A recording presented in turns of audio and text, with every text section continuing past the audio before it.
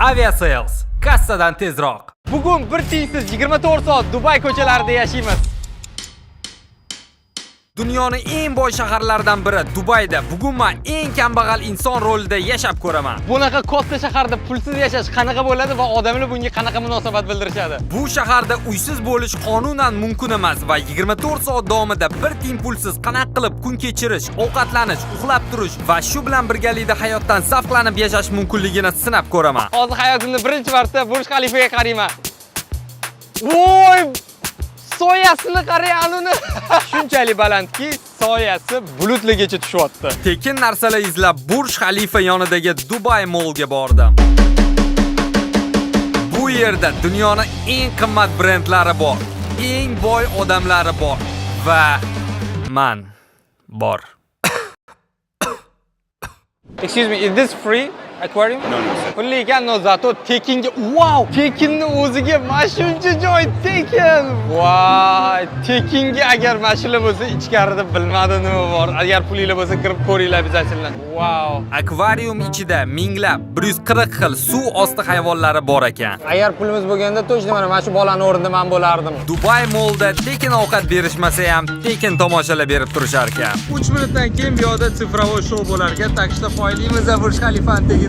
Is this show free? Yeah, it's free. Okay. Yaxshi ham bu yerdagilar meni uysizligimni bilishmaydi. Voy, on planetalar aylanib show.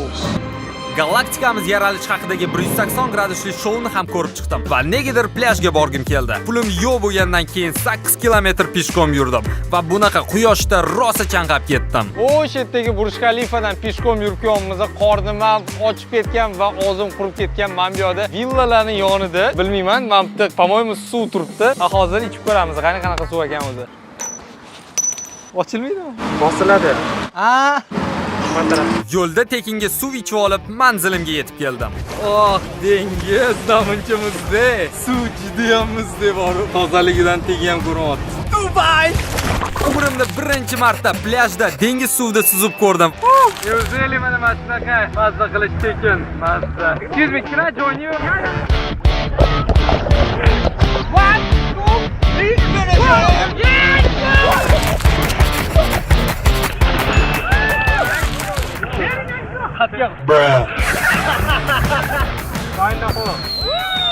Mafiya, sayohat qilish juda ham foydali. Agar Dubai qimmat deb o'ylagan bo'lsangiz, mana bu yerda shunga o'xshash tekin joylar juda ham ko'p. Lekin esingizdan chiqmasin. Qayerga sayohatga chiqmoqchi bo'lmasangiz ham Aviasales ilovasini ishlatib boring. Bir tiyinsiz kunimni birinchi qismini o'zida yo shuncha yangi hissiyotlarni ko'rishga,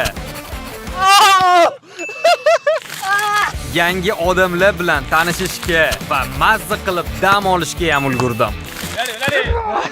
Kuni bilan tinmasdan harakatda bo'lganim uchun qornim rosa ham ochib ketdi. Zo'r g'oyam bor. Hozir bitta mall ichiga kiraman va yodagi har xil fast foodlar sotishadi va kimdir o'zini ovqatini yeb olishi bilan o'shani stolikiga tez borib olaman deb va undan qolib ketgan ovqatlarni men yeyman. Na iloj, qornim och. Mana stolga kelib oldim va endi orqamdagi odamlarni qachon ketishini kutaman va ularning ovqatini yeyishim kerak. Bu vaqtda ikkita orqamda qiz o'tiribdi, o'shalarnikini yeyman.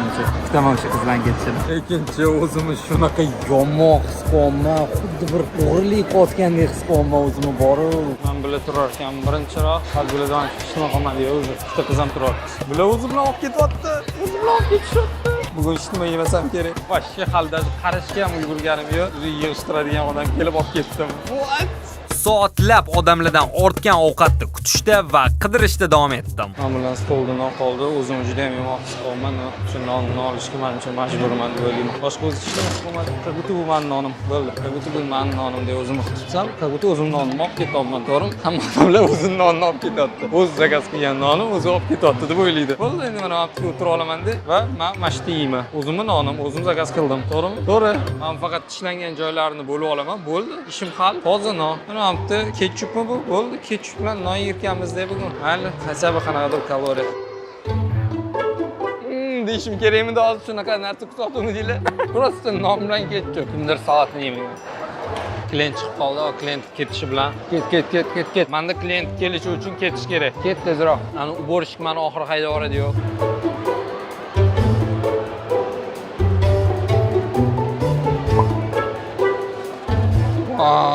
Namuncha tez ishlaydi bular. Klient keldi. Klient kelganda tez. Hozirgi ishlarimni tashlab, klientga qarashim kerak. Ketchup olamiz. Excuse me, is it yours? Aniqlik kiritamiz va mana bu narsani yesam bu jackpot turgan bo'laman. Tekinga. Mana shu yerda o'tira olaman-da va ikkinchisi umuman tiyilmagan. Ayo, tiyilgan bo'ldi, ketgan. Demak, mana shu yerda o'tirib yevursam bo'ladi. O'zim juda ham qisqonman. Mana shu yerga mana o'tiraman. На всякий случай ozgina kutib turaman. Mana bu yerda yilib tashalgan. Yig'ishtiradigan kiyotda hozir, bu saniki emas demasa bo'ldi.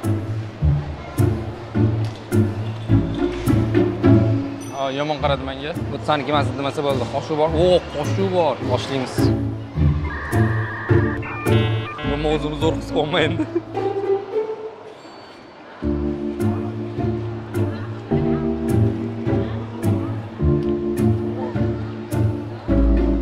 Ishqil buni egasi tualetga chiqib ketmadi.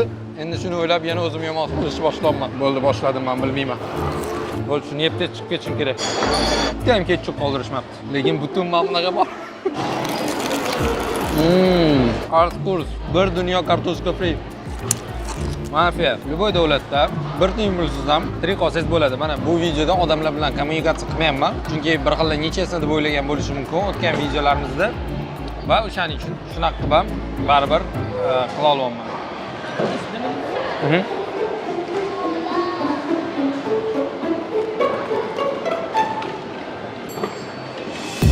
Men bularni ovuraymi dedi. Men uvereni dedim, meni tekshirish uchun aytdi. Men qarasa slishkam uvereni aytdim. Qancha bilib turibdi do'stlar, va bu yerda o'sha 2 soatdan beri yuribman. Haqiqatan bir tiyinsiz mana. Yashayapman. Endi qattiq uxlashim kerakligini o'ylashim vaqtim kelyapti. Bu yerda suvlarni bosish kerak ekan, burashmas.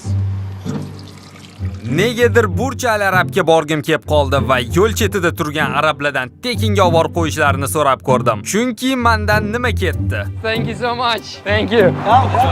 Assalomu alaykum. Assalomu alaykum. Thank you brother. Thank you so much. From where? Uzbekistan. Oh, Uzbekistan. Ismoillik spesialni biz uchun ketishyapti. Wow. Haqiqiy arablar bilan suhbatlashganimda o'zimni qiziqtirgan savollarni berdim va Dubay o'z fuqarolariga rostdan ham pul to'laydimi deb so'rab ko'rdim. Davlat o'z fuqarolariga shunchaki pul beradimi? Yo'q. Ba'zida to'lashadi, faqat yuqori toifali odamlarga. Thank you so much. Okay. Goodbye. Bye.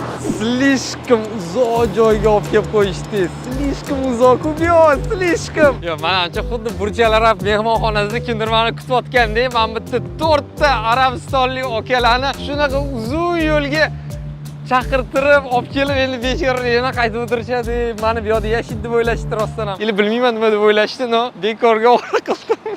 No, rahmat addishi.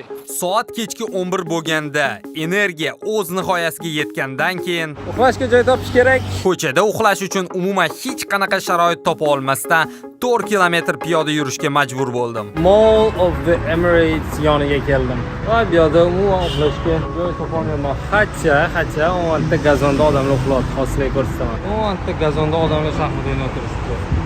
Gazonga o'tirib olamanmi deyman. Shunaqa charchadim-ey. Voy, oyog'im mazza qildi. Voy, oyoqlarim. Voy, massaj qilib shunaqa mazza qilyapman. 23 kilometr peshkom yurdim bugun. Bir sutka ichida Dubay, вообще ko'p joylarda bo'lib chiqdim. Bir tiyin pulsiz. Nerealni.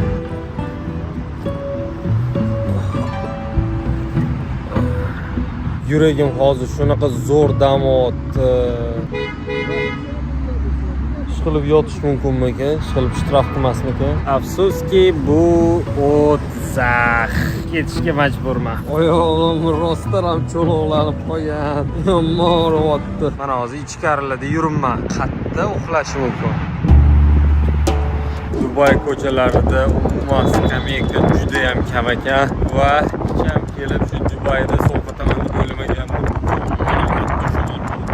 Soat lekin haligacha joy topganim yo'q. Mana shu masjidga borib ko'raychi qani, balkim ichkariga qo'yishar. Mana masjidda kiraverishda odam uxlayapti. Bu degani masjid ichkarisiga kirgizishmaydi degani. Agar kirgizishganda kirgan bo'lardi. No, tashqarida uxlash ham juda ham sovuq ekan. Ichkariga kirishga harakat qilib ko'raman. Yo, ichkari yopiq.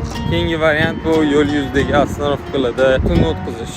Juda ko'p yurib Dubayda ko'chada uysiz qolganlar uchun hech qanaqa qulayliklar yo'qligini bildim. Hattoki ko'chalarda bir dona ham skameykalari yo'q ekan bu shaharda. Avtobusdan ham oldin yo'limdan metro chiqdi. Qani ochilmi keyin bilmadim. Kirib ko'raman metroga. Xo'sh.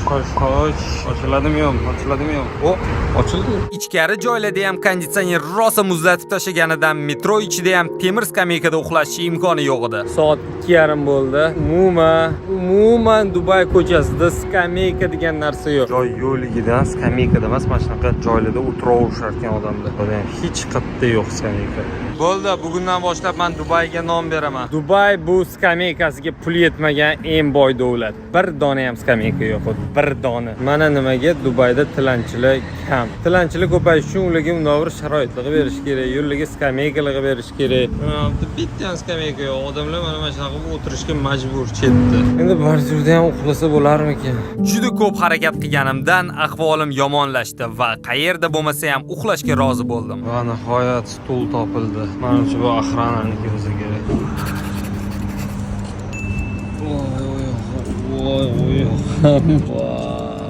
Mana kechar oyog'im. Ko'chadagi stulda uxlash juda noqulay edi.